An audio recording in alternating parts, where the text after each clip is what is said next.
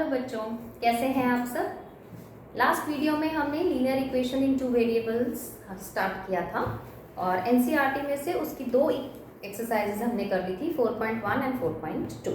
आज हम आगे पढ़ेंगे जिसमें हम graphical representation of linear equations को करना सीखेंगे। Graphical representation of linear equation in two variables में हमें कार्टेशियन प्लेन का कॉन्सेप्ट यूज़ करना पड़ता है। अगर linear equation in one variable हो तो मैंने लास्ट टाइम बताया था कि उसे हम नंबर लाइन पर रिप्रेजेंट करते हैं, लेकिन अगर दो वेरिएबल्स हैं तो हमें ग्राफ पेपर पे just like in coordinate geometry जो हमने प्लॉटिंग्स की थी पॉइंट्स की, सिमिलरली वैसी करेंगे। चलिए, सबसे पहले एक रिमार्क है हमारे बुक में, the reason for a degree 1 polynomial equation ax plus by plus c equals to 0 it is called a linear equation, है ना। ये हमने लास्ट वीडियो में सीखा। क्यों कहा जाता है? क्योंकि जो उसकी ग्राफिकल रिप्रेजेंटेशन होती है it is always a straight line, that's why it is called a linear equation. ठीक है, चलिए इसमें एक एग्जाम्पल नंबर 5 को कंसिडर करते हैं। गिवन द पॉइंट 1 एंड 2, चलिए दो पॉइंट्स दिए हैं 1 and 2, 1 is for x and 2 is for y, ये हमें पता है ना, एब्सिसा एंड ऑर्डिनेट। तो दो पॉइंट्स दिए हैं और बोला है find the equation of this line on which it is lie and how many such equations can be there. तो हम इसकी इक्वेशन नहीं है हमारे पास, हमें इसकी इक्वेशन बनानी है। ठीक है, हम कोई भी इक्वेशन ले लेते हैं। सपोज हम ये ले लेते हैं 2x प्लस 3y। अभी इक्वल्स टू में क्या आएगा वो हम वैल्यू पुट करके डिसाइड करेंगे। सपोज हम ले लें x प्लस y और ले लीजिए 5x प्लस 2y। चलिए अब हम क्या करें, इक्वल टू में क्या लाए कि इक्वलाइजेशन हो जाए। तो हम यहाँ पर हमारे पास x और y की वैल्यू है, पुट कर देते हैं 2 into 1 plus 3 into 2, 2 plus 3 2 6 8, that should be equals to 8। x plus y यानी 1 प्लस 2, तो ये should be 3। 5x plus 2y, 5 into 1 plus 2 into 2, 5 plus 4 that is 9, तो ये 9। इस तरह से हम इक्वेशंस फ्रेम करते हैं। अब ऐसी कितनी इक्वेशंस फ्रेम की जा सकती है? Infinitely many equations. ये लास्ट टाइम भी हमने एक क्वेश्चन किया था। ऐसा क्यों? क्योंकि for every number of x and there is a corresponding value of y also. So infinitely many equations we can frame with the help of these two coordinates. तो अगर हमें सिर्फ नंबर्स दिए जाते हैं, x और y की value दी जाती है, कोऑर्डिनेट्स दिए जाते हैं और पूछा जाता है कि कौन सी नंबर लाइन, कौन सी इक्वेशन होगी जिसकी ग्राफिकल रिप्रेजेंटेशन इन दो नंबर से हो सकती है, तो हम बहुत सारी इक्वेशंस फ्रेम कर सकते हैं। तो हमें हमारी मर्जी से, यहाँ पर हम अपनी मर्जी से कुछ भी फ्रेम करें। हम माइनस का भी ले सकते थे। सपोज हम ले सकते थे 2x माइनस 3y, तो वो किसके इक्वल होती इक्वेशन? 2x की वैल्यू हमें 1 दी है, 1 पुट कर दी, माइनस 3y की वैल्यू 2 पुट कर दी, 2 minus 3 2 6 minus 4, that will B minus 4। तो इस तरह से हम डिसाइड कर लेते हैं, वैल्यूज पुट करते हैं तो हमें राइट हैंड साइड की वैल्यू मिल जाती है और एक इक्वेशन फ्रेम हो जाती है। तो इस तरह से हमने इक्वेशंस को फ्रेम करना सीखा। घर पे आप और क्वेश्चंस इस तरह के कर सकते हैं और इक्वेशंस फ्रेम करके देख सकते हैं, है ना। कोई डाउट आता है आप मुझे कमेंट बॉक्स में बता सकते हैं। चलिए नेक्स्ट टाइप का क्वेश्चन होता है जब हमें इक्वेशन दे रखी है and now we have to make a graph. तो हम वो करते हैं। एग्जाम्पल नंबर 6 है एनसीईआरटी का, the graph of x plus y is equals to 7। हमें इसका ग्राफ बनाना है, यानी कि अब हमें पॉइंट्स फ्रेम करने, इक्वेशन फ्रेम्ड है, अब पॉइंट्स निकालने। सबसे पहले हम एक टेबल बना लेते हैं। ये टेबल बनाना मैंने लास्ट वीडियो में भी आपको बताया था। इसी तरह टेबल्स बनाते हैं और हम कितनी पॉइंट्स लें, तो हम कम से कम 4 या 5 पॉइंट्स लेते हैं तो हमारी स्ट्रेट लाइन प्रॉपरली दिखकर बनती है ग्राफ, जब हम उसको ग्राफिकली रिप्रेजेंट करते हैं। तो पहला पॉइंट हम x का ले लेते हैं, दूसरा y का। अब हमारे पास है x plus y equals to 7। हमारी वर्किंग क्या होती है, कोई भी एक वेरिएबल की वैल्यू हम निकाल लेते हैं इस इक्वेशन के थ्रू। तो x विल बी, अगर x plus y equals to 7 है तो x क्या हुआ, 7 माइनस y हुआ।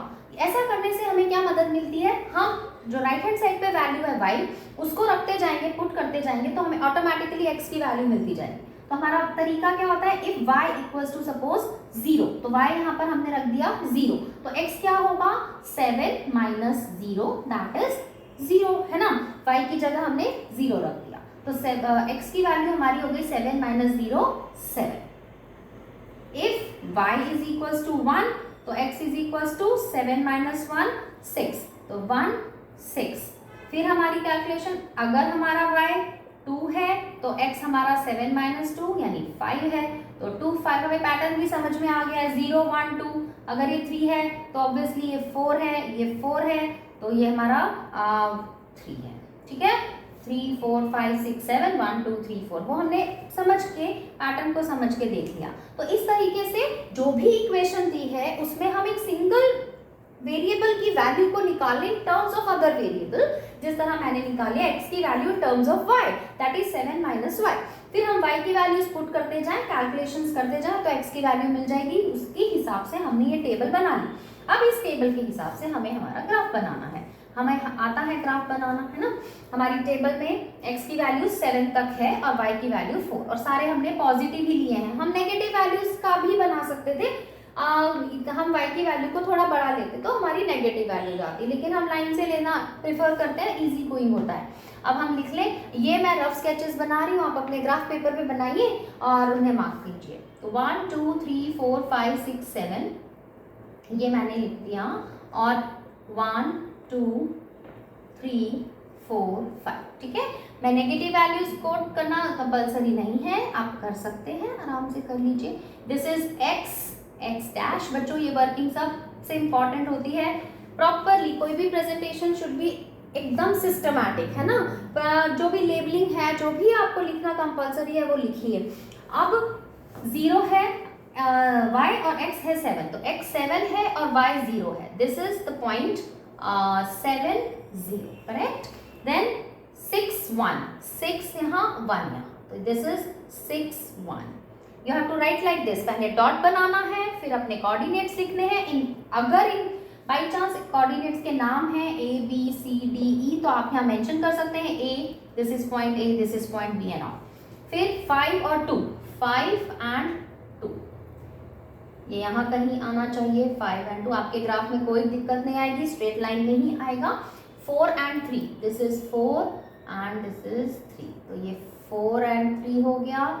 एंड देन 3 एंड 4, 3 और 4 यहाँ पर आएगा, 3 एंड 4। ये हमारी सारे डॉट्स एक स्ट्रेट लाइन में हैं। अगर मैं इन्हें ज्वाइन करूंगी तो ये ऐसी एक स्ट्रेट लाइन बन जाएगी। ठीक है, जब हमारी स्ट्रेट लाइन ड्रॉ हो जाती है, उसके बाद जिस इक्वेशन की भी ये लाइन है वो हमें यहाँ पर साइड में लिखना चाहिए, x plus y is equals to 7। तो इस तरह से गिवन इक्वेशन की ग्राफिकल रिप्रेजेंटेशन इस तरह से हम कर सकते हैं। तो हमने क्या किया, सबसे पहले इक्वेशन लिखी। इक्वेशन में कोई भी एक वेरिएबल को in terms of other variable calculate कर लिया, जस्ट लाइक दिस वे, कि हमने वो वेरिएबल लेफ्ट में रहने दिया, बाकी वैल्यूज को अकॉर्डिंग टू लीनियर इक्वेशन के ट्रांसपोजिशंस के हिसाब से हमने दूसरी तरफ ले गए। जब वो इक्वेशन मिल गई तो साइमल्टेनियसली हम क्या करते गए, एक एक वैल्यू हमने y की रखी तो हमें साइमल्टेनियसली x की वैल्यू मिलती गई। उस हिसाब से हमने इस टेबल को फ्रेम कर लिया। टेबल के फ्रेम करने से हमें कोऑर्डिनेट्स मिल गए, x और y की वैल्यूज मिल गई। x और y की वैल्यूज को हमने अपने ग्राफ पे प्लॉट कर दिया और फिर हमें एक स्ट्रेट लाइन मिली, because it is a linear equation.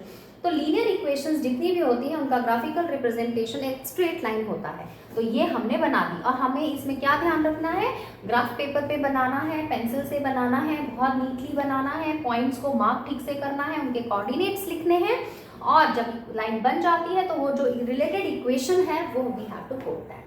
ठीक है, तो ये था हमारा graphical representation of a linear equation in two variable if the equation is given. इसके पहले वाले क्वेश्चन में हमने इक्वेशन को बनाना सीखा था। ठीक है, चलिए अब इसी तरह के और क्वेश्चंस भी हैं। सपोज एग्जांपल 8 को हम देखें तो उसमें लिखा है, कुछ ग्राफ्स दिए हैं और आपको 4 ऑप्शंस दिए हुए हैं कि ये ग्राफ जो है किस इक्वेशन को रिलेट करता है ना। क्या बन सकते हैं क्वेश्चंस, इसी तरह से बन सकते हैं, थोड़े डिफरेंट वे में पूछे जा सकते हैं, क्योंकि कॉन्सेप्ट सिर्फ वही है, एक ही होता है कॉन्सेप्ट, बस तरीके अलग अलग किए जाते हैं।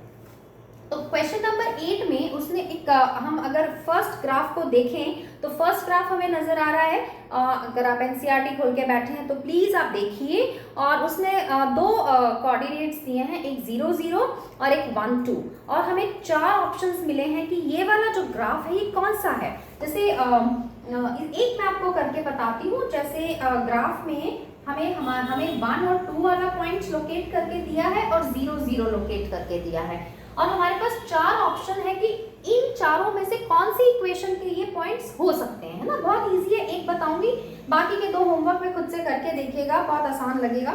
पहला ऑप्शन दिया उन्होंने x + y = 0 के कोऑर्डिनेट्स हैं, या सेकंड ऑप्शन में दिया है y = 2x के कोऑर्डिनेट हैं, या थर्ड ऑप्शन उन्होंने दिया है हमें y = x के कोऑर्डिनेट है ये, या फोर्थ ऑप्शन में है y = 2x + 1। हमें बताना है इन चारों में से कौन सा ऑप्शन सही है। कुछ नहीं है, थोड़ी सी वर्किंग हमें साइड में करनी है, हम एक एक करके ट्राई करते हैं, ठीक है। x + y = 0 एक बार में ही समझ में आ जाएगा, एक ही बार। अब इसमें क्या है, हम दोनों में से कोई भी ले लें, तो देखें 0 और 0 लेते हैं पहले, क्योंकि मैंने जानबूझ के लिया। तो अगर मैं x की वैल्यू 0 y की वैल्यू 0 रखती हूँ तो यस ये तो 0 आ रहा है, तो क्या यहीं पर डिसाइड कर ले? नहीं, हमें ये भी पुट करना है, क्योंकि कोऑर्डिनेट्स जितने दिए हैं we have to check all those, है ना। Unless we get the complete answer कि हाँ सारे कोऑर्डिनेट्स फिट बैठ हैं, इसका मतलब ये इसी इक्वेशन के कोऑर्डिनेट्स हैं। दूसरा है 1 और 2, x is 1 + 2 is their sum equals to 0 3? No, 3 is not equal to 0। इसका मतलब ये कोऑर्डिनेट इस इक्वेशन को फिट नहीं बैठते। चलिए ये हमारी कैंसिल हुई, ये कोऑर्डिनेट्स इस इक्वेशन के तो नहीं है। अब कौन सा ट्राई करें? Let us try the third one. Third में क्या है, y = x, यहीं पे क्लियर होता है 0 = 0 तो है, पर 1 is not equals to 2। चलिए ये भी कैंसिल हुआ।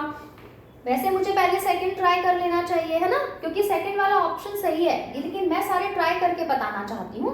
उसके बाद आता है y = 2x + 1। चलिए पुट कर लेते हैं 0, तो 0 = 2 × 0 + 1, तो 0 = 0 + 1, 0 is not equal to 1, तो ये हमारा इक्वल ही नहीं आया। तो हमारा एक कोई भी अगर इक्वल नहीं आता है छोड़ दो। अब हमारे पास सिर्फ एक ऑप्शन बचा है, उसको भी हमें ट्राई करना है। y = 2x, देखिए y कितना है 2 है और x है 1, तो 2 is equals to 2 into 1, 2 is equals to 2, ये वाला तो है इससे रिलेटेड। 0 पुट कर देते हैं, 0 is equals to 2 into 0, that is 0 equals to 0। Yes ये भी हमारा प्रूफ हो गया।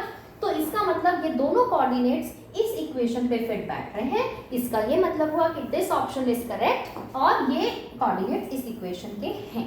तो इस तरीके से हमें डिसाइड करना है। हो सकता है हम ओरली भी कर लेते हैं, लेकिन समटाइम्स इक्वेशंस थोड़ी सी कॉम्प्लिकेटेड होती है, तो हम हमारी वर्किंग को करना सीख जाएं ताकि जब हमें ज़रूरत हो हम उन्हें कर लें। ये एमसीक्यूज में क्वेश्चंस आने के चांसेस होते हैं, आप इनकी प्रैक्टिस कीजिए और बहुत सारे सम्स इस तरह के आपको मिलेंगे और उन्हें करके आप देखिए, और कोई डाउट होता है तो I am always there for you. चलिए अब एग्जाम्पल 8 के बाद हम बात करें एक्सरसाइज 4.3 की, ठीक है। 4.3 में फर्स्ट है draw the graph of each of the following linear equation in 2 variables, जो मैंने अभी आप लोगों को इक्वेशन सॉल्व करके बताई थी x + y = 7 की। उसी तरह से करना है जैसे 3 = 2x + y हो, तो हमें इसमें क्या करें, हम कर सकते हैं, मैं सिर्फ आपको एक तरीका बताती हूँ थोड़ा सा। 3 is equals to 2x + y, ठीक है।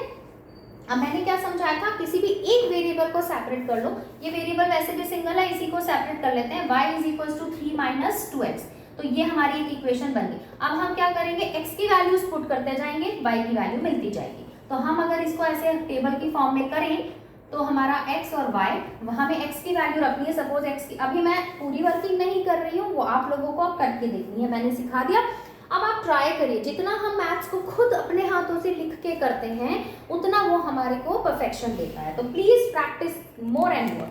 x की वैल्यू अगर 0 है तो y की वैल्यू 3 - 2 × 0, 3 - 0 3। x की वैल्यू अगर 2 है तो 1 है तो 2 × 1 2, तो ये हमारी क्या आ जाएगी 3 - 2 1। एंड इसी तरह से और वैल्यू, जैसे अभी मैंने x की वैल्यू 2 रख दी तो 2 × 2 = 4, तो ये -1 पे चला जाएगा। 3 रख दी, 3 × 2 = 6, तो 6 है तो -3 हो जाएगा। इस तरीके से हमें वैल्यूज को रखते जाना है। अब इन वैल्यूज को हमें अपने ग्राफ पे प्लॉट कर देना है और इस तरह से इस लीनियर इक्वेशन का ग्राफ हमारा बन जाएगा, ठीक है बच्चों। तो फर्स्ट क्वेश्चन को मुझे करके दिखाने की अब जरूरत नहीं लग रही है, आप इसे खुद कीजिए, है ना। Independent study, self study is the best way.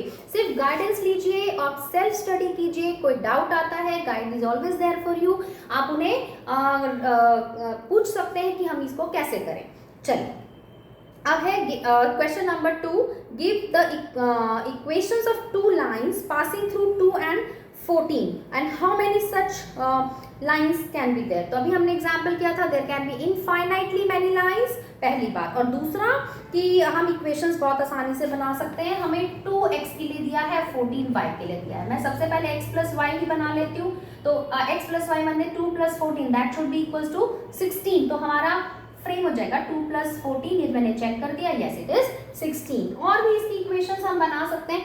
हम बना सकते हैं 3x माइनस 2y। अब इसका क्या आंसर आ जाएगा, 3 इंटू एक्स की value 2 minus 2 into 14, 3 2 6 minus 14 to the 28। और इसमें से जब मैंने माइनस किया तो 22 माइनस का आ गया, तो यानी कि it will be equals to minus 22। तो ये एक और इक्वेशन बन गई। इस तरह से मैं इनफाइनाइटली मेनी इक्वेशंस फ्रेम कर सकती हूँ, तो आप लोग भी ट्राई करिएगा। तो ये हो गया question number 2।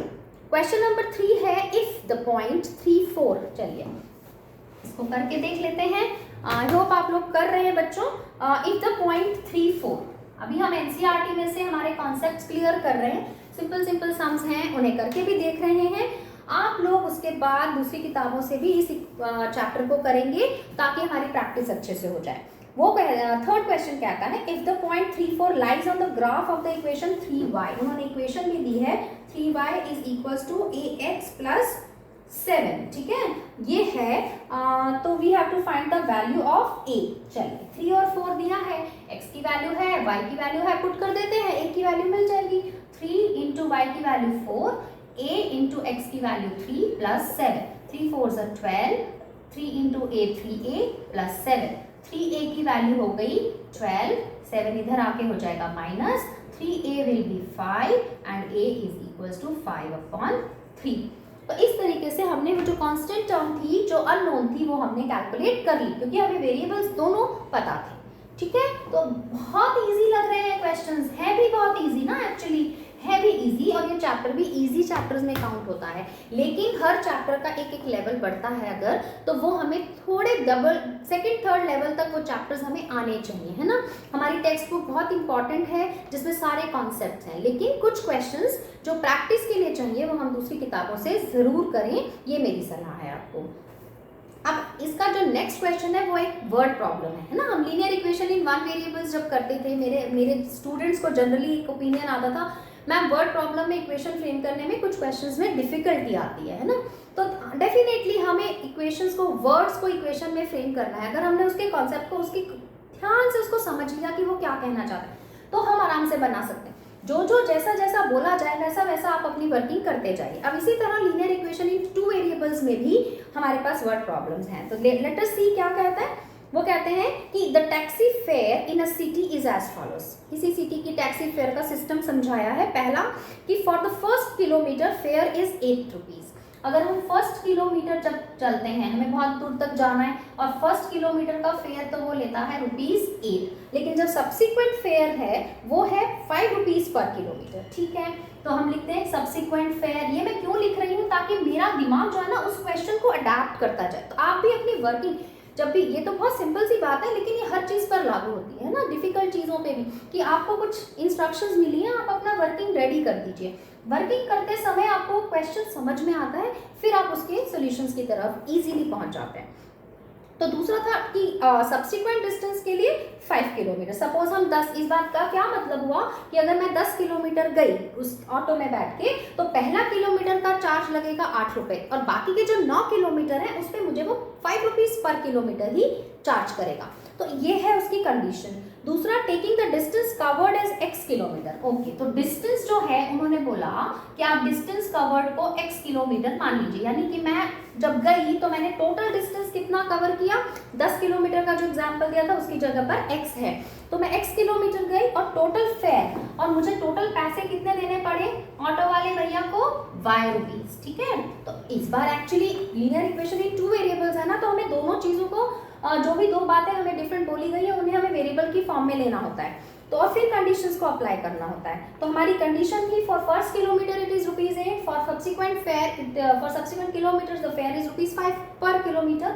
Distance total cover किया है x किलोमीटर, और टोटल फेयर लगा है, टोटल किराया लगा है y रुपीज। ठीक है, आगे क्या बोलते हैं, right the linear equation for this information and draw the graph. अब इसके लिए आपको इक्वेशन बनानी है। चलिए, तो हमने अपनी वैल्यूज लिख ली। अब देखिए, मैं पहला 1 किलोमीटर गई तो मुझे कितने रुपए देने पड़े? 8 रुपए। तो 1 × 8 प्लस, अब बाकी के कितने किलोमीटर्स बचे? टोटल किलोमीटर कितना है? x है, तो रिमेनिंग डिस्टेंस कितना हुआ? x किलोमीटर में से 1 तो किलोमीटर मैंने क्रॉस कर लिया 8 रुपए में, बाकी कितने किलोमीटर बचे? x - 1 किलोमीटर, जिसके लिए लगे मुझे 5 रुपए। ठीक है, और टोटल फेयर इन दोनों का 8 रुपए प्लस 5 रुपए के हिसाब से इतने किलोमीटर का पैसा मेरा लगा y। तो ये मेरी इक्वेशन हो सकती है ना? इस तरह से मैंने इक्वेशन को फ्रेम किया। फर्स्ट 1 किलोमीटर के लिए ₹8 प्लस बाकी के किलोमीटर्स के लिए ₹5, दोनों का किलोमीटर को हमें टोटल कितना अमाउंट देना पड़ा प्लस, इक्वल्स टू वो बता रहे हैं कि टोटल फेयर आपका y है। तो इस तरह से इक्वेशन सॉल्व हो गई। इसमें कहा बस थोड़ा सा सोचना था, दिस x - 1 को सोचना था, है ना? टोटल डिस्टेंस 10 किलोमीटर गई थी मैं, एक मैंने कवर किया था 8 रुपए में, और 10 में से एक गया तो 9 किलोमीटर के लिए मैंने दिए 5 रुपए पर किलोमीटर, तो वही चीज मैंने x की फॉर्म में की। अब मैं इसे सॉल्व कर लेती हूँ। 8 प्लस ये हमारा मल्टीप्लीकेशन आता ही है आपको, monomial to binomial, 5 × x 5x, 5 × -1 -5 equals to y। तो 5x 8 - 5 को सॉल्व करेंगे 3 इक्वल्स टू y। अब हम एक्चुअली अपनी लीनियर इक्वेशंस इन टू वेरिएबल्स को किस फॉर्म में लिखते हैं? ax + by + c equals to 0। अगर मैं ऐसे भी लिखूं तो ये है ax + by + c इक्वल्स, ये y मैंने इस तरफ लेके माइनस कर लिया और 0, तो मेरी इक्वेशन बन गई 5x - y + 3 इक्वल्स टू 0। अब इसमें ये इक्वेशन अभी फिलहाल इस पर्टिकुलर क्वेश्चन में इक्वेशन मांगी है उन्होंने, है ना? तो हमारा आंसर निकल गया। जब हमारा आंसर हो गया तो इससे हमने क्या सीखा? ये सीखा कि ये जो इक्वेशन है, अब इसमें मैं x और y की जो भी वैल्यूज पुट करूंगी इस प्रॉपर इक्वेशन में, that should be equal to 0। तो ये हमारी इक्वेशन। दूसरा, इसका आगे का क्वेश्चन और इसको एनहांस करते तो वो ये पूछ सकते थे कि आप इस ग्राफ को लेते हुए एक टेबल बना के और या फिर उसका ग्राफिकल रिप्रेजेंटेशन भी दीजिए, तो हम वही करते, टेबल बना लेते। तो हम ये इस चीज को यूज कर सकते थे, y = 5x + 3, और फिर हम अपना x की वैल्यूज रखते जाते, y की वैल्यूज मिलती जाती, टेबल बन जाती, और फिर हम उसे ग्राफ पे प्लॉट करते थे। तो कोई मुश्किल क्वेश्चन नहीं था, मैंने बहुत एक्सप्लेन कर दिया उसको, बिकॉज एक बार की एक्सप्लेनेशन से आगे के क्वेश्चंस को करने में हेल्प मिलती है ना? तो आप लोगों को डेफिनेटली समझ में आ गया होगा। जैसे ही आप करने बैठेंगे जब ये एक्सरसाइज खुद से इन होमवर्क, और कोई डाउट आए तो वीडियो को ऑन कीजिए और उसमें से गाइडेंस ले लीजिए और फिर करिए। नेक्स्ट क्वेश्चन हमारा है question number 6। If the work done by a body on application of constant force is directly proportional to the distance travelled by the body. ठीक है, तो फोर्स इज इक्वल्स टू उसका जो डायरेक्टली प्रोपोर्शन है to the work distance है। Express that in the form of equation in two variable. Draw the graph of the same by taking the constant force as 5 units, है ना? तो अब क्या करें, डिस्टेंस जो है अगर हम उसको कह दें कि जो डिस्टेंस कवर है दैट इज x है, दोनों को वेरिएबल्स लेना, तो हम एक को x ले लेते हैं, एक को y। डिस्टेंस को मैंने x ले लिया और जो बोल रहा है work done that is called y। ठीक है, अब कांस्टेंट टर्म क्या बोली है उन्होंने? कांस्टेंट टर्म 5 बोली है। तो वर्क डन क्या होता है? वर्क डन होता है कांस्टेंट टर्म इनटू डिस्टेंस। तो हमारा इक्वेशन बहुत सिंपल बन गया, y इज इक्वल्स टू, उसने बोला 5 यूनिट्स, तो 5 और डिस्टेंस है x, तो y is equals to 5x। y equals to 5x equation बन गई। उसके बाद उन्होंने पूछा 2 यूनिट्स, अगर हमें 2 यूनिट, अच्छा उसके बाद also read from the graph and work done when distance travelled by the body. हमें इसका ग्राफ भी बनाना है। ग्राफ बनाने के लिए हम इक्वेशन यूज करेंगे, अगर ये टेबल बनाएंगे, अगर ये 0 है तो y भी 0, 1 है तो y 5, x की वैल्यू 2 है तो 5 2 y 10, इस तरह से हमारी एक इक्वेशन बन जाए। उसमें उन्होंने बोला अगर ये 5 यूनिट की जगह 2 हो और 0 यूनिट हो तो क्या करना है। अगर 2 यूनिट है तो 5, x की वैल्यू अगर 2 है तो y की वैल्यू कितनी होगी? 10 होगी। तो फर्स्ट आंसर इज 10, और सेकंड इज 0 यूनिट, तो 5 इंटू अगर x 0 है तो y इज ऑल्सो 0। तो ये हमारे दोनों पार्ट सॉल्व हो गए। मैं ग्राफ दोबारा नहीं बना रही हूँ क्योंकि वो कोऑर्डिनेट ज्योमेट्री में भी सीखा है, प्लस हमने अभी एक ग्राफ बना के देखा है। तो आपको मेन आंसर इस क्वेश्चन का यही था। सिंपल क्वेश्चंस हैं बट आपको फ्रेम करने आने चाहिए। ठीक है, चलिए इसका नेक्स्ट क्वेश्चन देखते हैं।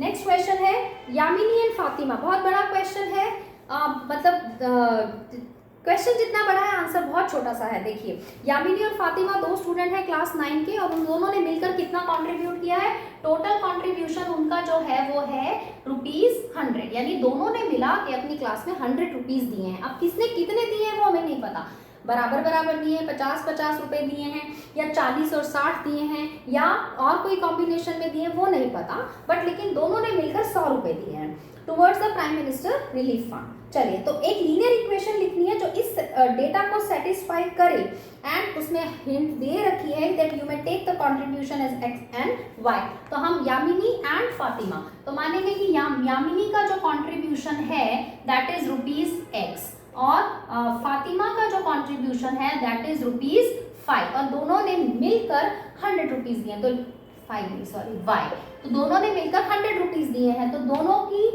टोटल कंट्रीब्यूशन ₹100 हुआ। Linear equation in two variable में हम कह सकते हैं x + y = 100। ये हमारा आंसर भी आ गया, तो कोई मुश्किल चीज नहीं थी।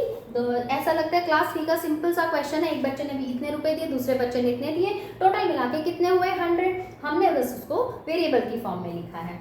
और ax + by + c की फॉर्म में लिखें तो x + y - 100 = 0। This is the equation.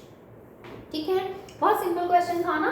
तो ये क्वेश्चंस बहुत सिंपल ही होते हैं, डिफिकल्ट क्वेश्चंस आएंगे थोड़े आगे की क्लासेस में, बट हम थोड़े थोड़े क्वेश्चंस अभी से करना सीखेंगे। मैं एक वीडियो लेकर आऊंगी जिसमें linear equation in two variables की कुछ वर्ड प्रॉब्लम्स को आपके सामने लेके आऊंगी और हम सॉल्व करेंगे जो थोड़े से अपर लेवल के होंगे। चलिए नेक्स्ट क्वेश्चन है, इस क्वेश्चन में जनरली दिक्कत आ जाती है बच्चों को, बहुत मुश्किल नहीं है, लेकिन let us do this also. In countries like USA and Canada, temperature is measured in Fahrenheit, whereas in country like India, it is measured in Celsius scale. So here's the linear equation that converts Fahrenheit to scale. ये हमें पता है, एक equation उन्होंने दी है, F = 9/5 C + 32, है ना, ये हमें पता भी है how to change Fahrenheit and Celsius scales। चलिए अब ये इक्वेशन दे दी, इक्वेशन जरूरी नहीं है x और y की हो, यहाँ पर एक वेरिएबल f है और एक वेरिएबल c है। इसका फर्स्ट पार्ट है draw the graph of the linear equation. तो हम अगर ग्राफ करें तो क्वेश्चन नंबर 8 में हमें उन्होंने एक इक्वेशन दी है दैट इज f = 9/5 × c + 32 और फर्स्ट पार्ट है कि draw the graph for this. तो मैंने कहा कि जरूरी नहीं है हमारे वेरिएबल्स x और y की फॉर्म में हो, इसमें हमारे पास दो वेरिएबल्स हैं f and c, f for Fahrenheit, c for Celsius. Equation में ऑलरेडी एक वेरिएबल सिंगल सेपरेटेड है, तो हम बार बार c की वैल्यूज को रखते जाएंगे ताकि हमें f की वैल्यू मिले। और मैं जिस तरह से मैंने बोला कि हमें ऐसी वैल्यूज रखनी है जो 5 का मल्टीपल्स हो ताकि हमारी कैलकुलेशंस में होल नंबर्स आए। तो चलिए पहला, इफ अगर हम c को मानते हैं 0, तो 9/5 × 0 + 32 दैट इज 0 + 32 32। तो अगर सेल्सियस स्केल 0 है तो फ़ारेनहाइट इज 32, ये हमें पता भी है ना, हम पढ़ते हैं साइंस। उसके बाद अगर हम c लेते हैं 5, तो हमारा जो फ़ारेनहाइट आ जाएगा f आएगा 9/5 × 5 + 32, 5 से 5 कैंसिल, 9 + 32 दैट इज 41। तो हमने c रखा था 5, f आया 41। सिंपली हम अगर 9/5 × 10 कर लें, यानी c को मैं 10 रख देती हूँ, तो हमारा जो आंसर आएगा f का 5 × 2 = 9 × 2 = 18 + 32 50। एक और ले लेते हैं, 15 ले लेते हैं, तो 9/5 × 15 + 32, 5 3 = 9 3 = 27 + 32 59। तो इस तरीके से मैंने ये टेबल फ्रेम कर ली जिसमें मेरी जो वैल्यूज आई हैं वो ये आई हैं 0 32 5 41 10 50 15 59। बस अब हमें क्या करना है, कार्टेशियन प्लेन वाला अपना ग्राफ है हमारे पास, तो हमें ये पॉइंट्स जो है मार्क करने हैं। इस बार इन पॉइंट्स को मार्क करने में थोड़ा सा ध्यान रखना है, बड़े नंबर्स हैं तो हमें उस हिसाब से अपना स्केल लेना होगा, है ना। और जो स्केल हम लेते हैं, हमें आता है बार ग्राफ में स्केल लेना, हम डिफरेंट काइंड ऑफ ग्राफ्स बना चुके हैं, स्केल लेना आता है, हम अपना स्केल ले लेंगे और हमारा काम हो जाएगा। इस तरह से जो है हम अपना ग्राफ बना सकते हैं। तो ये एक पहला पार्ट था इस क्वेश्चन का। सेकेंड पार्ट में अगर आप लोग ग्राफ बनाते हैं घर पे और आपको डाउट आता है तो आप मुझे बोलिएगा कमेंट बॉक्स में, मैं इसका ग्राफ जो है वो आपको इसमें ड्रॉ करके बता दूंगी। नेक्स्ट पार्ट है, if the temperature is 30 degree Celsius, 30 degree Celsius अगर मुझे टेम्परेचर दिया है तो C की वैल्यू इज 30, देन हमने इसमें पुट कर दी तो उसने आगे बोला what is it in Fahrenheit scale. तो हम सॉल्व कर लेते हैं। 5 6 30, 54 plus 32, 86 degree Fahrenheit it will B. तो ये हमारा सेकेंड पार्ट हो गया। हम ग्राफ शीट भी हमारे सामने होगी, अगर वहां हम 30 को मार्क करते हैं तो 30 कहाँ आएगा, फ़ारेनहाइट स्केल में 86 डिग्री पर आएगा। चलिए, तो थर्ड पार्ट कहता है if the temperature is 95 degree Fahrenheit. इस बार हमें 95 डिग्री फ़ारेनहाइट की वैल्यू दी है and we have to find the value of C। This is nothing but the linear equation in one variable kind of equation. हम इसकी वैल्यू को निकाल लेंगे। 95 minus 32 equals to 99/5 into C। ये हमारा 32 यहाँ के माइनस हो गया, ठीक है। ये हमारा आया 63 इक्वल्स टू 9C/5। अब हम क्रॉस मल्टीप्लाई कर लें तो 9C equals to 63 into 5 and C will be 63 multiply by 5 upon 9। 7 5 35 degree Celsius, यानी कि हमारा 95 degree Fahrenheit is equal to 35 degree Celsius. बहुत सिंपल क्वेश्चंस हैं, बहुत इजीली हम लीनियर इक्वेशंस को सॉल्व करना जानते हैं तो आराम से हम इसे कर लेंगे। इस क्वेश्चन का नेक्स्ट पार्ट है if the temperature is 0 degree Celsius then what is the temperature in Fahrenheit and if the temperature is 0 degree in Fahrenheit तो व्हाट इज इन सेल्सियस। तो फ़ारेनहाइट का क्या होगा, अगर ये सेल्सियस हमारा 0 है, अभी हमने कैलकुलेट किया हमारा ग्राफ का टेबल बनाते समय तो हमारा 32 डिग्री आया था, ठीक है। That will be 32 degree in Fahrenheit. और अगर फ़ारेनहाइट स्केल हमारा 0 है, फ़ारेनहाइट स्केल 0 है तो फ़ारेनहाइट के नीचे हमने 0 रखा, 9/5C प्लस 32। तो 9/5C will be equals to -32 and C will be -32। 5 जो है वो मल्टीप्लाई और 9 से वो डिवाइड हो जाएगा और जो भी इसका आंसर आएगा that will be our Celsius scale. चलिए, इसका जो सबसे इम्पॉर्टेंट पार्ट है जो मैंने समझाने के लिए रखा था that was the last one. If there is a temperature which is numerically the same in both the Fahrenheit and Celsius, find out। हम अभी तक सेल्सियस की जो वैल्यूज रख रहे थे अकॉर्डिंगली फ़ारेनहाइट की वैल्यूज आ रही थी, या फ़ारेनहाइट की जो वैल्यू रख रहे थे अकॉर्डिंगली सेल्सियस की वैल्यूज आ रही थी, जो कि आपस में डिफरेंट थी। जैसे 0 डिग्री रखा तो 30 डिग्री इन फ़ारेनहाइट हो रहा था, लेकिन कोई ना कोई एक ऐसी न्यूमेरिकल वैल्यू होती है जो दोनों में इक्वल होती है, वही सेल्सियस में होती है और वही फ़ारेनहाइट में। That's what they want us to solve. तो हम क्या मान के चलें, let that numerical value is x degree, ठीक है। तो अगर ये x डिग्री है तो हम फ़ारेनहाइट को भी x रख लेते हैं और सेल्सियस को भी x रख के देख लेते हैं, क्योंकि वो दोनों इक्वल हैं। तो ये अगर हमारा x है तो 9/5 multiply by x plus 32, that is x is equals to 9x/5 plus 32। 9x/5 जो है इधर आके हमारा हुआ माइनस का और equals to 32। 5x minus 9x upon 5, हमने 5 एलसीएम लिया बिकॉज ये फ्रैक्शंस हैं।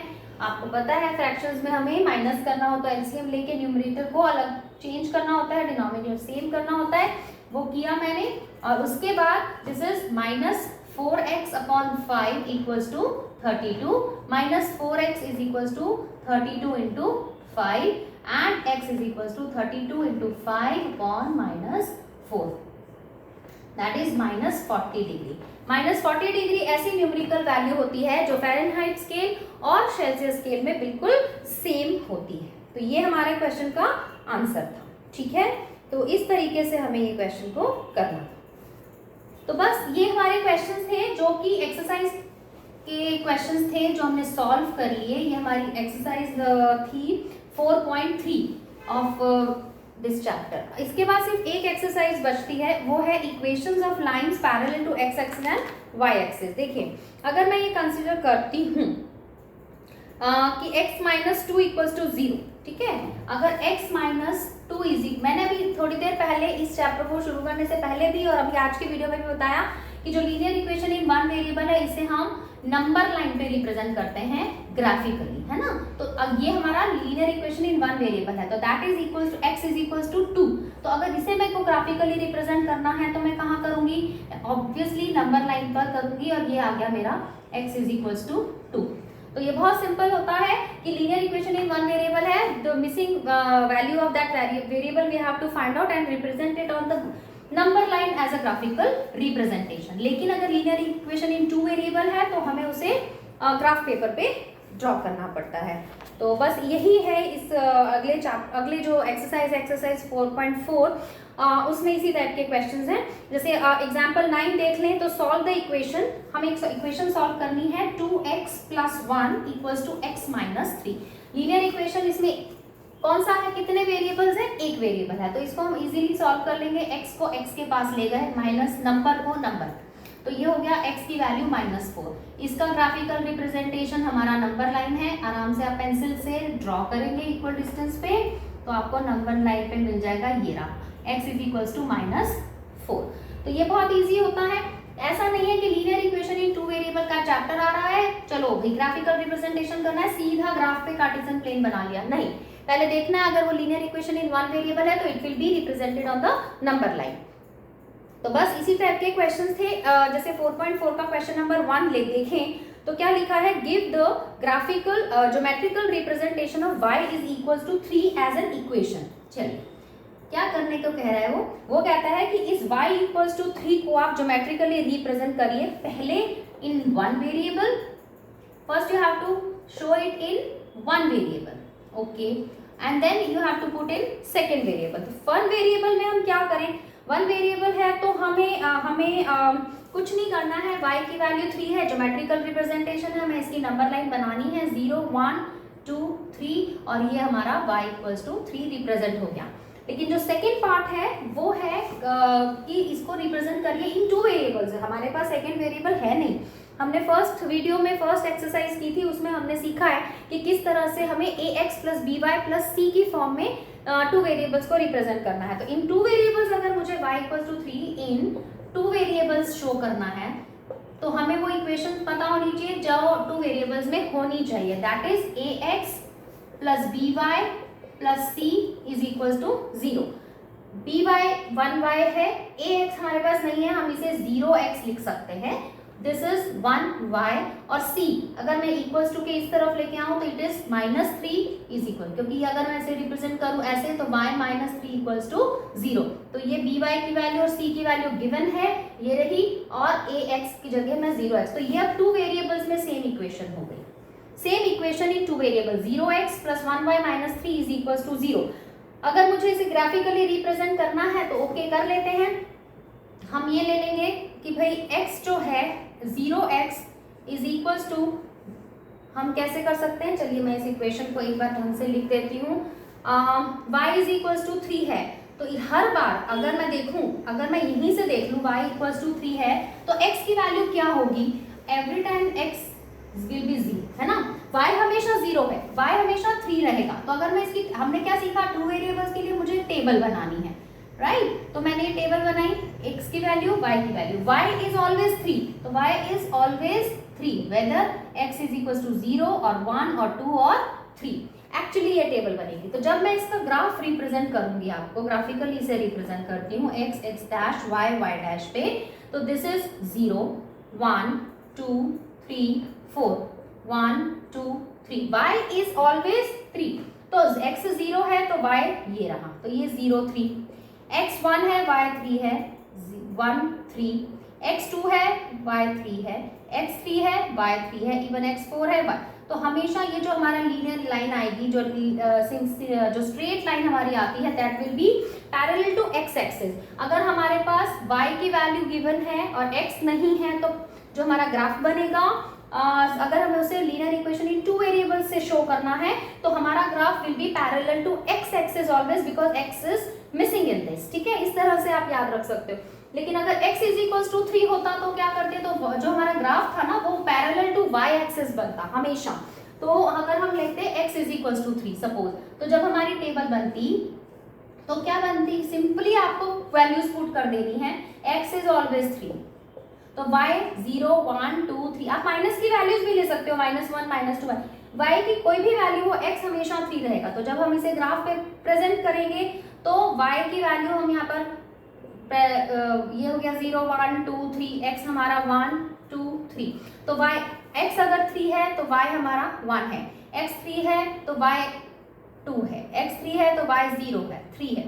तो हमारा जो ग्राफ बनेगा that will be parallel to y axis.